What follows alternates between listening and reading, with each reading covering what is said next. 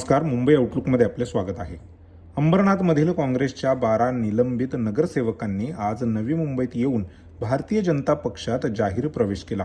प्रदेशाध्यक्ष रवींद्र चव्हाण आणि वनमंत्री गणेश नाईक यांच्या उपस्थितीत हा पक्षप्रवेश पार पडला. काँग्रेसकडून निवडून आल्यानंतर पक्षाने आमच्याशी कोणताही संपर्क साधला नाही. कोणतीही चर्चा न करता अचानक पक्षातून निलंबित करण्यात आले. त्यामुळे आम्ही अपक्ष झालो. आम्हाला सर्वात पहिला संपर्क भाजपकडून करण्यात आला. त्यानंतर एकनाथ शिंदे यांच्या शिवसेनेकडूनही संपर्क झाला. मात्र विकासासाठी आम्ही भाजपसोबत जाण्याचा निर्णय घेतल्याची प्रतिक्रिया यावेळी भाजपमध्ये प्रवेश केलेल्या 12 नगरसेवकांनी व्यक्त केली. आम्ही मागचे 10 वर्ष झाले काँग्रेसमध्ये कामं करतोय. जनतेचा विकास करण्यासाठीच आम्ही कामं करतोय. पण काँग्रेसचे कार्यकर्त्यांनी आम्हाला निलंबन केले डायरेक्ट. तर मग आम्ही एवढे 12 नगरसेवक निवडून आलो तर त्यांनी आम्हाला एक फोन कॉल नाही केला किंवा फुलाचा एक गुच्छ नाही दिला. तर त्याच्यामुळे आम्हाला वाईट वाटलं, म्हणून आम्हाला निलंबन केले तर आम्ही अपक्ष झालो. तर मग आता आम्हाला कोणता पक्ष निवडावा शहराचा विकास करण्यासाठी, तर आम्ही भाजपला निवडलं.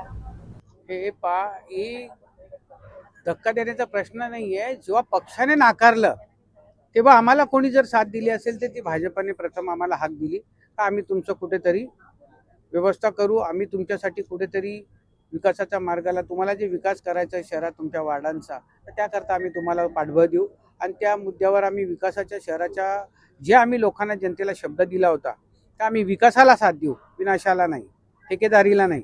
आणि आम्ही त्या दृष्टीने भाजपाचा मार्ग पत्करलेला आहे. कारण की आम्हाला डायरेक्ट पक्षाने कुठलंही नोटीस न देता किंवा एक फोनही न करता डायरेक्ट निलंबन केलं.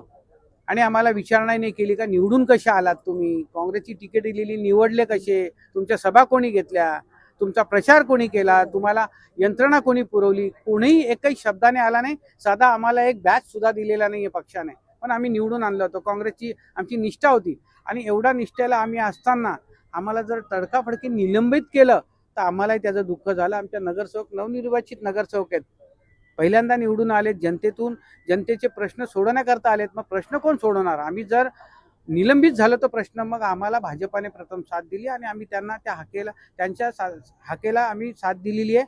आणि त्यांनी आम्हाला शब्द दिलेले आहेत का तुमच्या विभागाचा शहराचा विकास आम्ही निश्चित करून देऊ.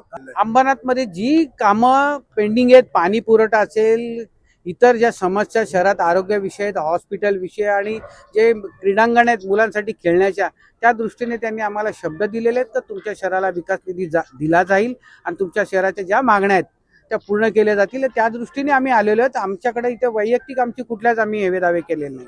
हो, आम्हाला ह्या बाबत निवडून आल्यानंतर आमची साधा एक फूल किंवा एक फोन किंवा साधा एक 2 ओळीचं पत्र सुद्धा कुठल्या नगरसेवकाला दिलं गेलं नाही. आम्ही भेटीची वेळ मागितली नाही, आम्हाला भेटीची वेळ सुद्धा दिली नाही.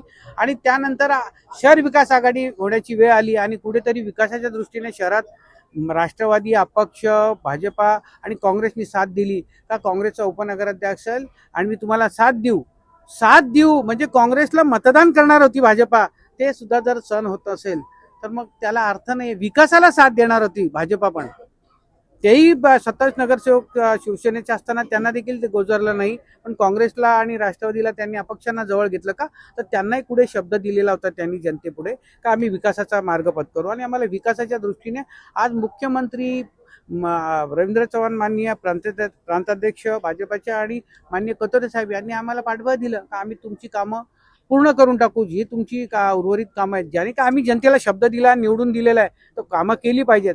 मग कुठेतरी आम्हाला पाठबळ पाहिजे आणि ते आम्हाला भाजपाने प्रथम ऑफर दिली आणि आम्ही त्या दृष्टीने कुठलाही दबाव नाहीये, कोणीही नाहीये. शिवसेनेने आमच्याशी बोलणी केली, पण आम्ही आता पाय टाकलेला आहे, गट स्थापन केलेला आहे. आम्हालाही माघार पत्कर येता येत नाहीये, हे त्यांना आम्हाला सांगणं होतं. आणि आम्ही त्या दृष्टीने माननीय त्यांचे बालाजी किनीकर आमदार साहेबांना सांगितलं. आज खासदारांना पण आम्हाला सांगायला जड अंतकरणाने का पृष्ठा, कारण की आमची ऑलरेडी गठबंधन झालं, आमचे गट स्थापना झाली का, आता आम्हाला त्यांनी प्रथम ऑफर दिली. आणि गट स्थापन झाल्यानंतर पुन्हा मागे येणे शक्य नाहीये, कारण विकासाच्या दृष्टीने आम्हाला कुठला हेतू नव्हता. शिवसेनेने बोलवलं असतं तिकडे गेलो असतो, भाजपाने पहिला बोलवलं आम्ही तिकडे गेलो, कारण की आम्ही निलंबित झालो होतो. गट स्थापन झाल्यानंतर आता आम्हाला निलंबित केलं, त्यानंतर आम्ही अपक्ष झालो. गट स्थापन झालंय आमचं, पण आम्हाला कोणतरी आमचा गॉडफादर पाहिजे ना, कामं करणारा शहरात. आम्ही कोणाला तरी रिक्वेस्ट, मग चिन्ह आमचं आता काँग्रेसने आम्हाला निलंबितच केलं तर मग आम्ही अपक्ष झालो. मग आता आम्हाला कोणतरी पाहिजे. मग जो राष्ट्रीय पक्ष भाजप आहे, ज्यांच्याकडे आता विकासाचे मुद्दे आहेत, विजन आहे, त्यांच्याबरोबर आम्ही गेलो. अंबरनाथ विकास आघाडी